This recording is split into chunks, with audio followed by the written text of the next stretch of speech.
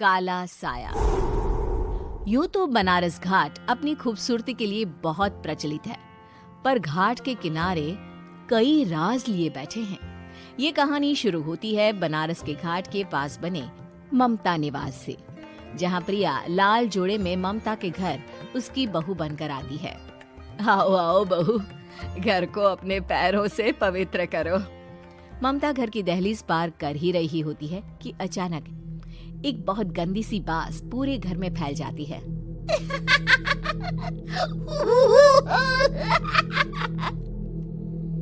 ये बदबू और ये आवाजें, ये कौन हंस रहा है माँ? अब ये पड़ोसी ना हमारे थोड़े अलग से है। कहाँ हम शाकाहारी और ये मांस मच्छी खाने वाले।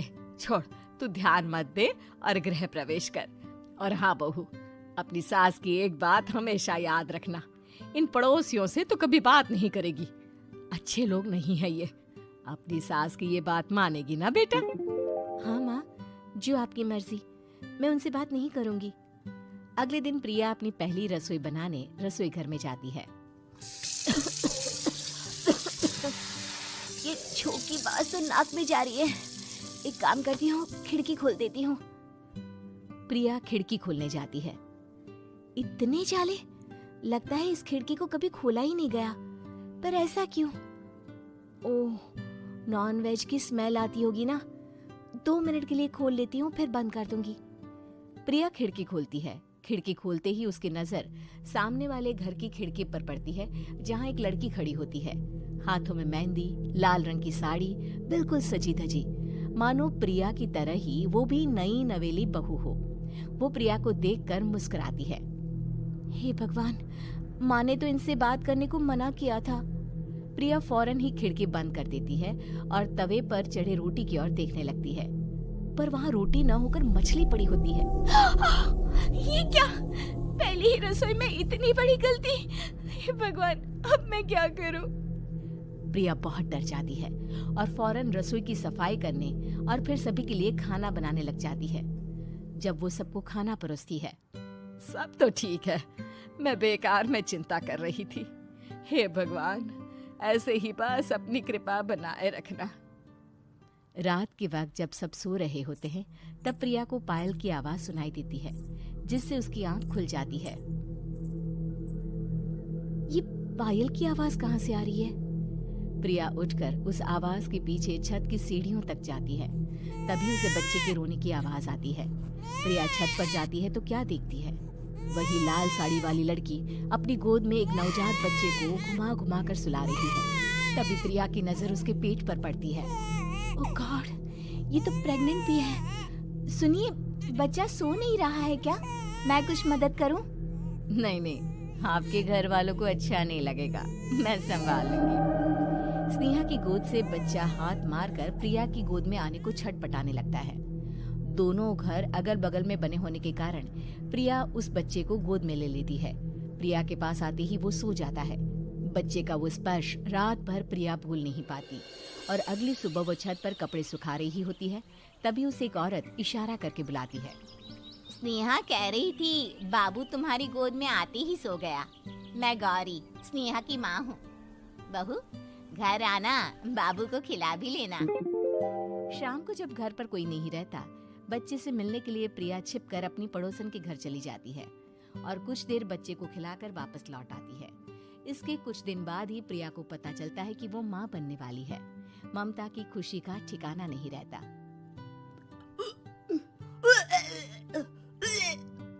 माँ जी, पता नहीं क्यों उल्टी आ रही है। प्रिया भागती हुई वॉशरूम में जाती है तो हरे और लाल रंग की उल्टी करती है। उस उल्टी में से कीड़े निकलते हैं। ये क्या? खून और ये कीड़े! माँ! माँ!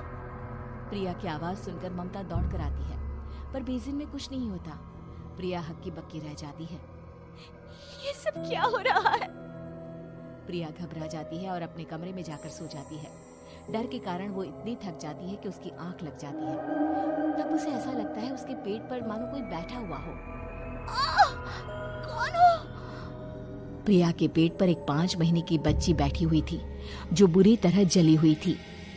माँ, तुम ही मुझे लाई ना अपने पेट में।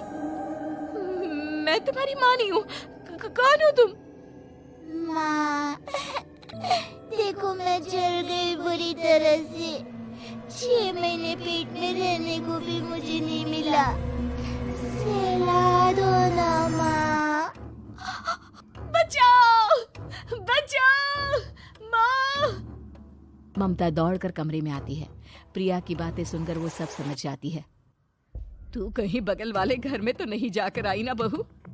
मुझे माफ कर दो, मैं गई थी माँ। उस घर में सब मरे हुए हैं बहू। कई साल पहले स्नेहा उस घर में बहू बनकर आई थी। कुछ ही दिन में वो एक बच्चे को जन्म देने वाली थी। पूरा घर बच्चे के आने की खुशी में खोया था कि एक दिन अचानक उस घर में आग लग गई। सब बुरी तरह जलकर मर गए। गौरी आज भी दादी बनने का इंतजार कर रही है और इसीलिए स्नेहा ने अपना अजन्मा बच्चा तुम्हारी कोख में डाल दिया। ममता ये कह रही होती है कि पीछे से उसके पैरों को एक बच्चा पकड़ लेता है। दादी, दादी।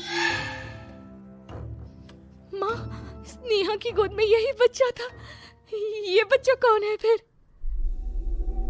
तेरी मौत है। तेरी भी दादी। जिस चीज का ममता को डर था वही हो गया। ममता निवास के ऊपर मौत ने चादर बिछा दी थी। प्रिया का पेट ऐसे बढ़ जाता है मानो 9 महीने का हो। 2 हाथ उसके पेट से बाहर निकलते हैं। बहू, संतोष को फोन कर, किसी पंडित जी को बुला बहू। प्रिया का पति भागता हुआ घर आता है। ये तो होना ही था माँ। तेरा पाप तेरे सामने आ गया तो तू सह नहीं पा रही है। स्नेहा घर में आग लगी नहीं थी, माँ ने लगाई थी, प्रॉपर्टी की लालच में। और वो बच्चा मेरी पहली पत्नी का बच्चा है, मेरा बेटा, जो कि उस आग की चपेट का शिकार हो गया था। मैंने तुमसे ये सब माँ के कहने पर छुपाया था। मुझे माफ कर दो प्रिया। तुम अगर चाहो तो यहाँ से जा सकती हो। मैं तुम्हें किसी भी बंधन में रखना नहीं चाहता। मेरी शादी हुई है आपसे, मैं आपको छोड़ नहीं सकती, पर उससे पहले हमें स्नेहा, उसकी माँ और बच्चे की आत्मा की शांति करवानी होगी। संतोष और ममता गौरी के घर जाते हैं। अंदर सब कुछ जला हुआ होता है। जमीन पर जली हुई लाशें बिखरी हुई थी। ममता रो रो कर अपनी करने की माफी गौरी से मांगती है। प्रिया स्नेहा के घर वालों का अंतिम संस्कार करवा देती है और ममता निवास फिर से आत्माओं के साए से मुक्त हो जाता है।